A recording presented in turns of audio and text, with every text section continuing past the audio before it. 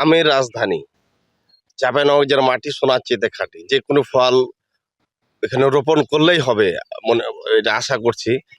আমি এখানে আসলেই আনন্দিত, উদ্বুদ্ধ যে আমি যে রোপণ করেছি যে ফল হবে, আমি কল্পনার বাইরে।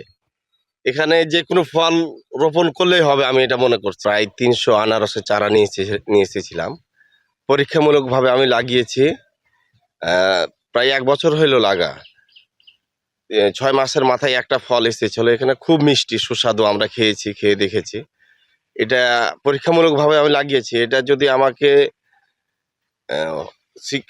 কৃষি অধিদপ্তর থেকে যদি আমাকে সহযোগিতা করে, তাহলে আমি এটা বাণিজ্যিকভাবে আমি চাষ করবো, আমি আশা করছি। ছড়িয়ে দিব আমি এটা চারা করে, বা এলাকাতে আমি চারা করে আমি ছড়িয়ে দেবো।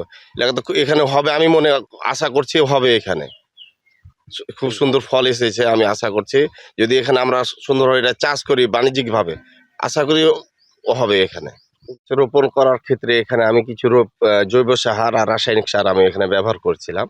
তারপরে এখানে কোনো বালাইনাশক, কোনো স্প্রে এখানে করিনি।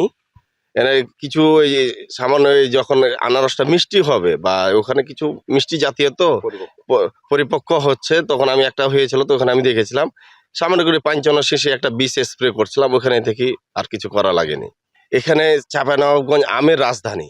এখানে যে সব রকমই ফল চাষ করা যায় বা হয়, এখানে আমি নিজে পরীক্ষিত। যে আমি আনারসটা চাষ করেছি, এটা আমের পাশাপাশি যদি আনারস চাষ করা যায়, এখানে বাণিজ্যিকভাবে যদি আমরা চাষ করি, 100% আমরা এখানে সফলতা অর্জন করবো। আমি নিজেই পরীক্ষা করলাম, অলরেডি হয়েছে আমার আনারস। বাত ব্যথা, প্যারালাইসিস কিংবা আর্থ্রাইটিস, আধুনিক ফিজিওথেরাপি ও পুনর্বাসন চিকিৎসায় নির্ভরযোগ্য নাম ডিপিআরসি। শিবগঞ্জ উপজেলায় মূলত আম প্রধান দেশ। আমের এখানে চমৎকার ফলন হয়। এবছর প্রায় 19,900 হেক্টর জায়গায় আম আছে। এর পাশাপাশি বিভিন্ন ফলও হয়, আমাদের স্ট্রবেরি, আনারস, কলা, এগুলো হয়। তো বর্তমানে আমাদের মাঠে আমরা হর্টিকালচার সেন্টার থেকে পরীক্ষামূলকভাবে আমরা অল্প কিছু জায়গায় 2 শতক, 4 শতক, 10 শতকের কিছু প্রদর্শনী নিয়ে আসি। সব মিলে প্রায় 2 বিঘার মতো হবে। তো আমরা সম্প্রতি দেখেছি কালুপুরে একজন কৃষক আছে, ইসমাইল নাম, ওনার ওখানে MD2 জাতের আনারস, সেটি ভালো হয়েছে। আগামী হয়তো 2 মাসের মধ্যে হারভেস্ট করা যাবে। এখন পর্যন্ত আমরা সন্তোষজনক অবস্থাতে।